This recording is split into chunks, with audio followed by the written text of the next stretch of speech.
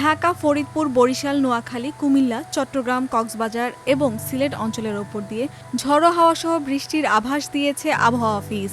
১৯ মে মঙ্গলবার এই ৮ জেলায় সন্ধ্যা ৬টার মধ্যে এই বৃষ্টি বা বজ্রসহ বৃষ্টি হতে পারে বলে জানানো হয়। আবহাওয়া অফিসের আভাসে বলা হয়, পশ্চিম বা উত্তর পশ্চিম দিক থেকে ঘন্টায় ৪৫ থেকে ৬০ কিলোমিটার বেগে অস্থায়ীভাবে দমকা বা ঝড়ো হাওয়া সহ বিদ্যুৎ চমকানো বা বজ্রপাত, বৃষ্টি বা বজ্রবৃষ্টি হতে পারে।